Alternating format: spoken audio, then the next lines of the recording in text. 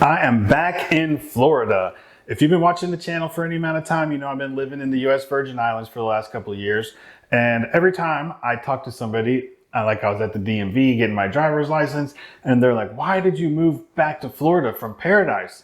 So in this video, I'm going to talk about the money motivation of why we moved back to Florida after being 3 years in the Virgin Islands, and talk a little bit about how the finances helped kind of make our decision for us. If you're curious about living in the Virgin Islands or on a Caribbean island for that matter, I've got another channel, another YouTube channel called How to Beach, where I did a full in-depth video about all of the reasons why we left St. Thomas to move back here. But this is a finance channel, so in this video, I'm just going to talk about the money aspects of our decision to move back to Florida. So whether you're interested in the cost of living in St. Thomas or on a Caribbean island, or you're curious about the cost of living here in Florida, or you think it would be interesting to see the difference between the two, I'm going to talk about all of it in this video. So without further ado, let's get into it right now. Shut up and sit down.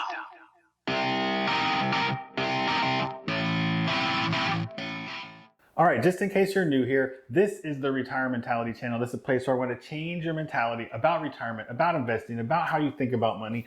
Retirement doesn't work the way it did when your parents or your grandparents retired. You don't work for 70 years and get the gold watch and play bocce ball on a beach in Florida anymore.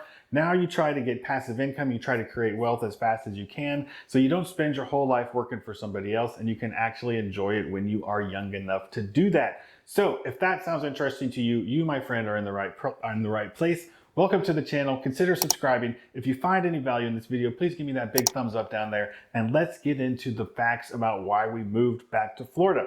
I'm going to start with talking about real estate costs, because that is pretty much everybody's biggest expense.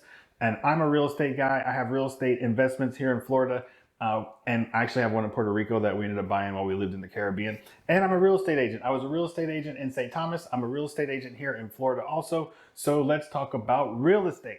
Me being the big real estate investor, tycoon, guru that I am, guess what? I did not buy any real estate when we lived in St. Thomas. We rented a condo for the 3 years that we were there. And I'm going to tell you why. Number one, when we moved there, we anticipated buying a house. We quickly realized that houses in St. Thomas in the Virgin Islands were about twice the price of what we were used to paying here in Florida. We didn't do a lot of research on this before we left. I looked at a few things, but what you see on the internet and what you see in real life when you're not familiar with an area are two different things. A lot of the houses that we thought we could afford were in neighborhoods we didn't want to be in, were too far from the beach, didn't have a view. So our budget quickly escalated from, like in Florida, we would have expected to spend about $300,000 for a house. We knew it was going to be a little bit more expensive there. We thought maybe we could stretch it to 400.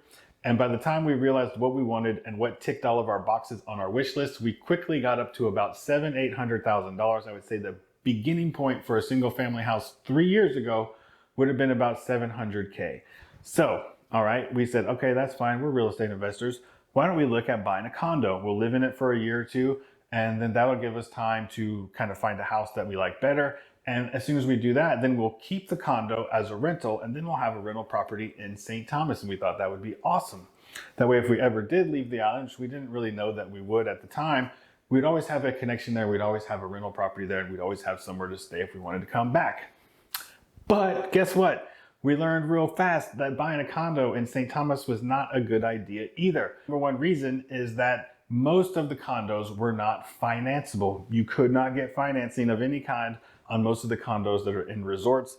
They don't understand how to finance non-warrantable condos. If you don't know what that means, it just means basically a condo in a resort where most of the units are rentals and not where people live full time.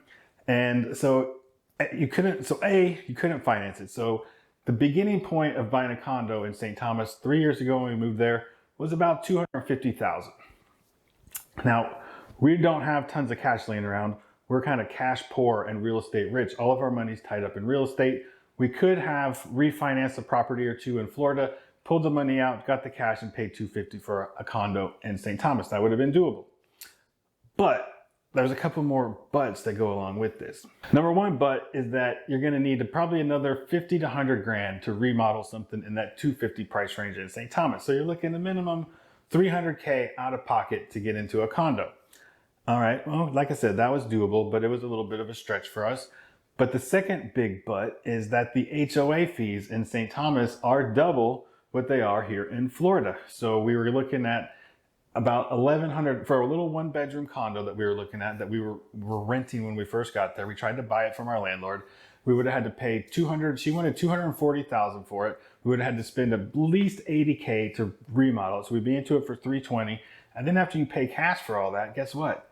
Your HOA fees are $1,100 a month. That was a steep stretch for us. And then on top of that, our power bill, because power consumption or the price per kilowatt hour in St. Thomas is just off the charts. It's super high. It's about, I think, a little over 40 cents a kilowatt hour. In Puerto Rico, it's about 32. In America, I think it's about 15. It's very expensive. So our 900, 800 square foot condo, 1-bedroom condo we were renting, our first power bill was over $400. So you're $1,500 a month just for your HOA and your power bill after you pay $320,000 cash for it. And so then we started crunching the numbers. Well, what if we turned this into a vacation rental a year or two down the road and we found something better? The numbers didn't pencil. It didn't make any money. We'd be looking at about a 5% return on our investment, where in Florida, our investments in Florida were getting about a 13, 14, 15% return on our investment. So it didn't make any sense to tie up $350,000 of cash to make a 5% return on our investment. It just wasn't good financial, didn't make financial sense. So what did we do? We rented a condo in that place where we like to live. It was a resort. It was on the beach. Walk out the door, you're at the beach. Beautiful, beautiful beaches, beautiful scenery. Everything was great, but we were renting and we discovered a couple of things. One, we don't like being renters. We want to be able to paint the walls blue or hang cow horns on the walls or do whatever we want in the house. And two, we had zero outdoor space, not even a balcony. So you were either inside or you had to get all your gear and go walk down to the beach and be on the beach. There was no just stepping out of a sliding glass door and being on a balcony or in a yard. So we realized real quick we didn't like that either. And just to go back quick to the single family houses, get off the condos. If you wanted to buy a single family house, the price, like I said, was about double, but would have cost us about $300,000 in Florida 3 years ago. Would have cost us about 6 or 7 there. And then now I think today, if I wanted to look at a house back here in Panama City Beach where I live, I think my starting budget, if you want to look at today's numbers, would be around $500,000. And I think my starting budget in St. Thomas for what would be comparable as far as how nice the house is, as far as having a view or being some sort of proximity to the beach or not in the middle of nowhere, I think you'd be close to $1 million for something that you like. And then on top of that, you've got your insurance costs, which are about double in St. Thomas as what they are in Florida. My insurance costs in Florida have doubled in the last 3 years since I left here. The insurance on this house that I'm living in right now is about $6,000 a year. And on a comparable house to this in St. Thomas, you'd be looking at about $10,000 or $12,000. So the cost on everything there is just higher, which gets me to the next point, which is cost of living. So the real estate, about double the price and double the cost to operate it. So that was our first consideration. And then the second, general cost of living. I would say most things in St. Thomas are about 30% more expensive than what they are and here in Florida, at least. I can't compare it to New York or California or the place. Here in Panama City Beach, Florida, the cost of goods, my groceries and things, are about 30% less than they were in St. Thomas. It's really fun to go to the grocery store now and have everything be affordable and get the organic vegetables and get all the things that, you also can't get a lot of things in St. Thomas. They just don't have them there. They don't grow any vegetables. Everything's imported. It's an island. Obviously, that's why everything is expensive. So let's just do a couple quick real numbers. We're not real careful budgeters and, but we do try to watch our expenses. So I watched how much we spent, like just our grocery bill in St. Thomas for 2 people, for my wife and I, was about $650 per month. Now, we don't eat out a lot in St. Thomas because going out and eating in restaurants and things is also expensive. So we tended to cook in more than we ate out. Then on top of that, with all of the new inflation, we already knew things were 30% more than we were used to. Now we're adding another 10% onto that because of inflation, and things were just getting more and more expensive, and it was just eating into the budget more and more. So let's do a couple quick calculations. I got the old calculator here. So $650 a month times 12 months, that's $7,800 per year. That was our grocery expenses. So if I take 0.3 times 0.3, 30% of that is $2,340. So we save about $2,300 just in our grocery bill by moving back to Florida. So I'm going to do a couple more. I'm going to do let's look at our actual housing costs. Like I said, that was everybody's biggest expense, is your housing costs. So my mortgage on this house with everything included, my power, my water, my cable, my internet, all my expenses on this house here in Florida is about $1,900 a month. And in St. Thomas, my rent included all of my utilities, which is pretty rare, but my rent, and then I just had to pay my internet, I believe was the only thing I paid on top of my rent. So my rent was $2,500, my internet was about $100. So my total living, just my housing costs in St. Thomas was about $2,600 a month.